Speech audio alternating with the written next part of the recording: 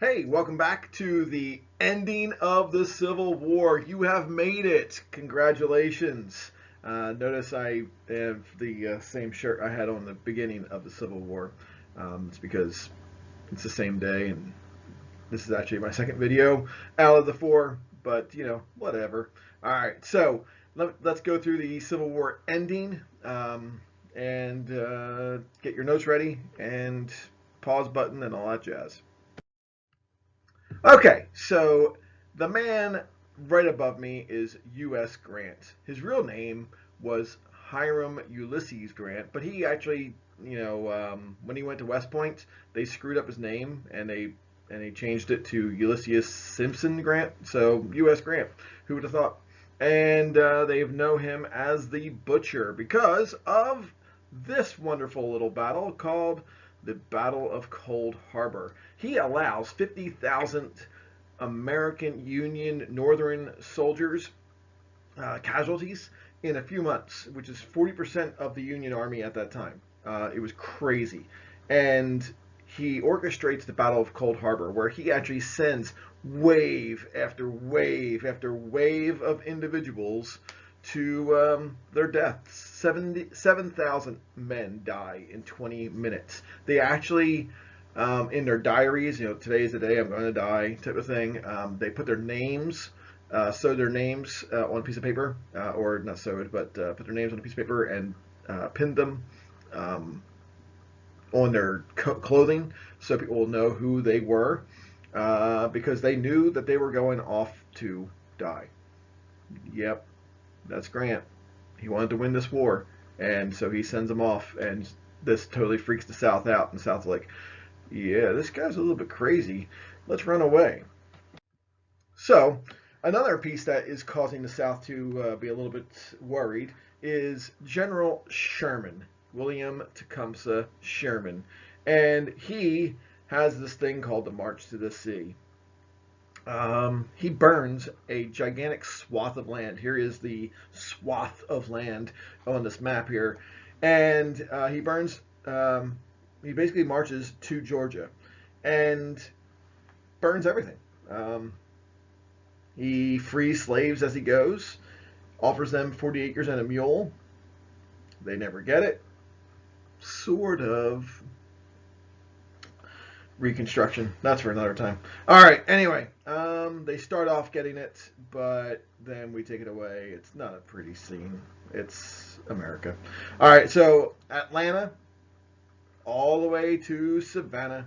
All right. So that's the first chunk of land. So you see Atlanta on the left-hand side of the map, down to the point, the checkpoint of Savannah, and then goes up to Columbia, South Carolina, then over to Fayetteville, North Carolina, and then up to Raleigh.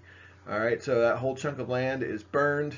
There is one town, I can't remember the name of the town, where he goes, this is just too pretty to burn. And so they were unscathed.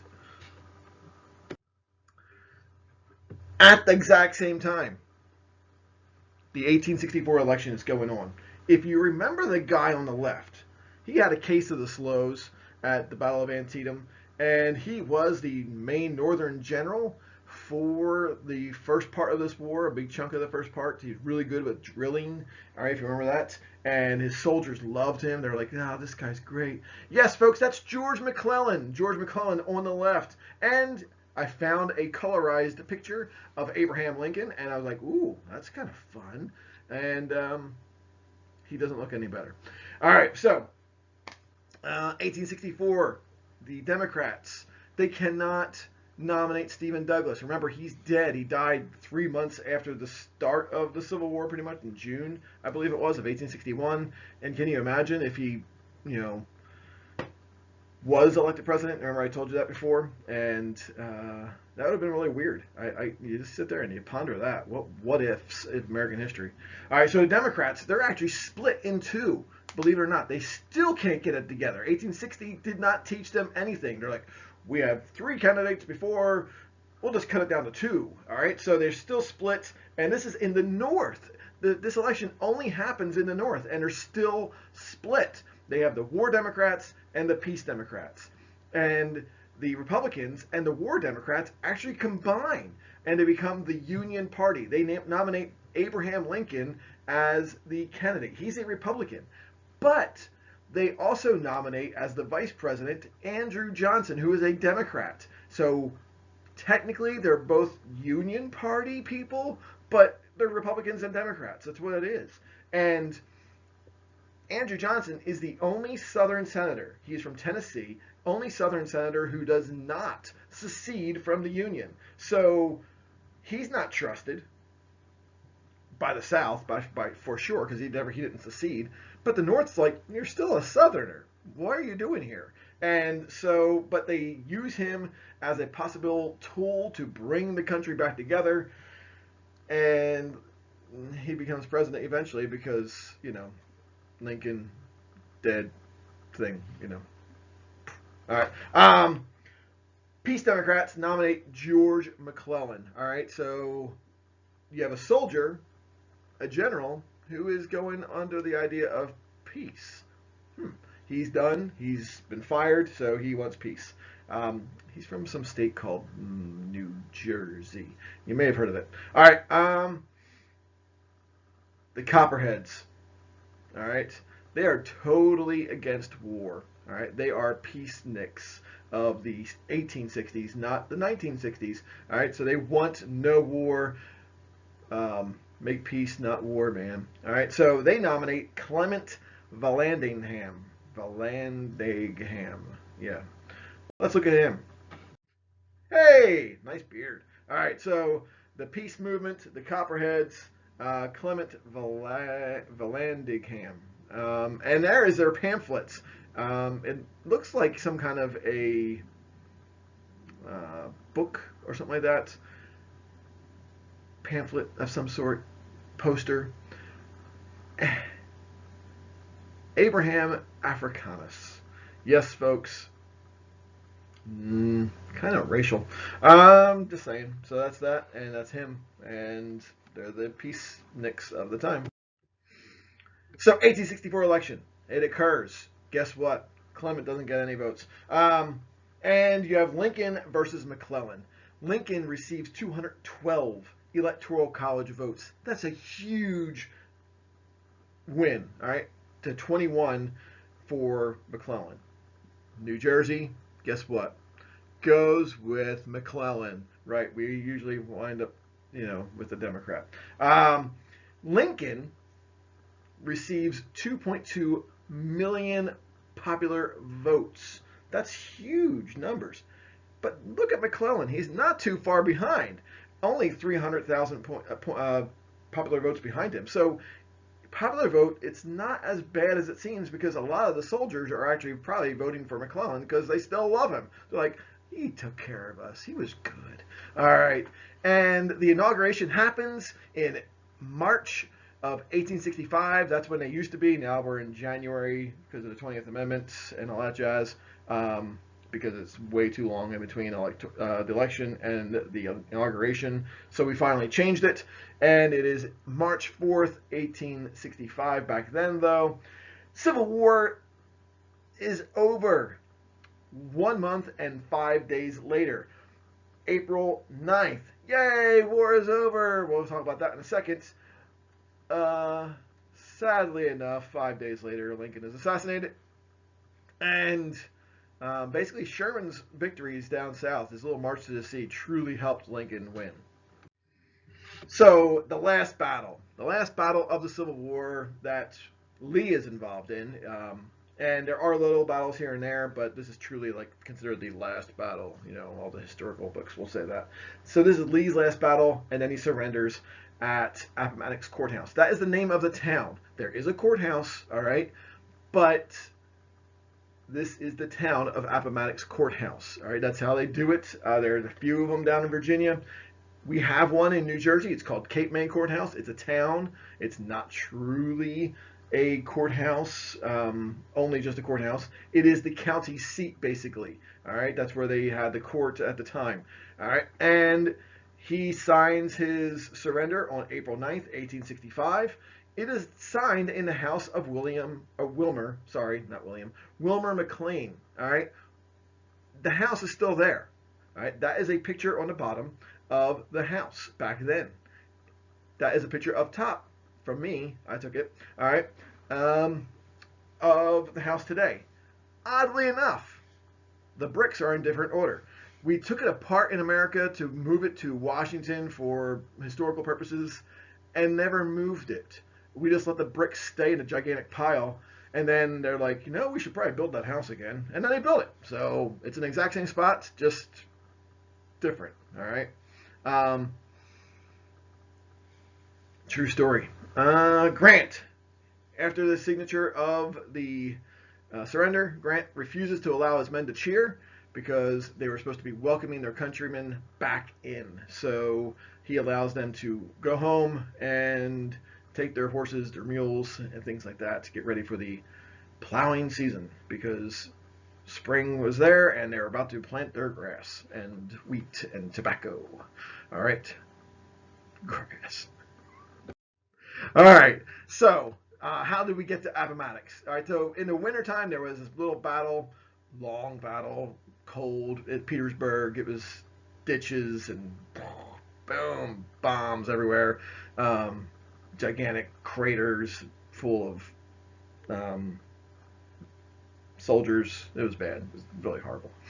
Anyway, the South flees. Run away, run away, run away. All right, and they flee to one point to another point to another point. Up, bam, bam, bam, bam, all over the place. And they eventually get all the way to Appomattox Courthouse, which is really close to Lynchburg. And that's when they're like, yeah, we're done. We're out.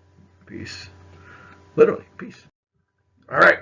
So 5 days later, Lincoln goes to the theater. Right. He's like, I think I'll go to the theater. All right. So he goes to Ford's Theater, which is a picture up top, and he sees My American Cousin. I believe that's the name of it. And he dies. He is assassinated while watching the play by John Wilkes Booth. That's him right above my head.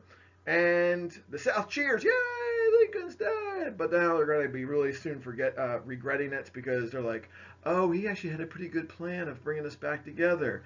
And then we don't have a good plan. So it takes forever to bring the South back in eventually. But this is the assassination. All right, so John Wilkes Booth. He also has some accomplices. Let's look at some of these situations here. So here is the assassination, and they're out there. They're trying to find the murderer, all right, and all this wonderful stuff, and he's dead. Oh, look at that. Here's the execution. It is true.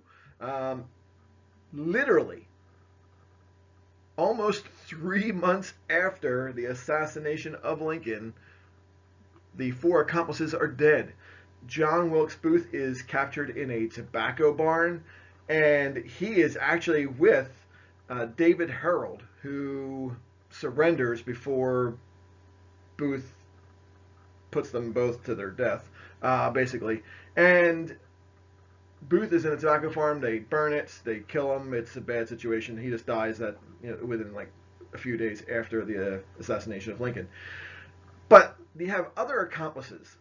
The first one, she's hanging on the left-hand side of that picture. That's Mary Surratt. She is the owner of the boarding house where these guys met. That's pretty much about it. There was some speculation that she had a few things to say and part of the plan possibly. There's rumors that they talked about possibly pardoning her, but then Andrew Johnson, who was president at the time, didn't get that. It's a strange little situation, but oh well, she didn't make it. And they were going to pardon her because of her age. I think she was like a whopping 47 or 48 years old, and they're like, she's old. All right. Lewis Powell is next. Lewis Powell, he attempted to assassinate William Seward. Unfortunately for Lewis Powell, he did not realize that William Seward was pretty much in a body cast at the time. He was in an accident with a carriage, and so he tried to stab him, and it just was stabbing the cast, so it didn't really work. Then we have George Atzerodt. He's actually from Germany, I think. And he tried to assassinate Vice President Andrew Johnson, he doesn't try. He's like backs out. He's like, yeah, I'm out. I'm done.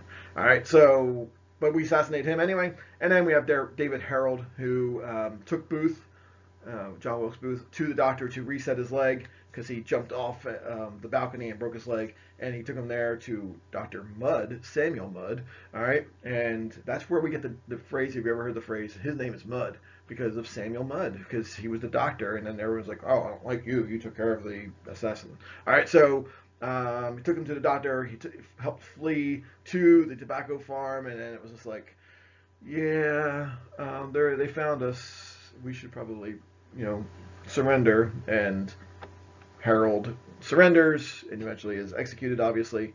And then we have Booth, who is killed at the tobacco barn. So what do we get? Civil War's done, and the main thing is finally won.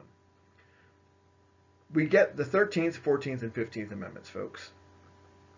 All blacks are free.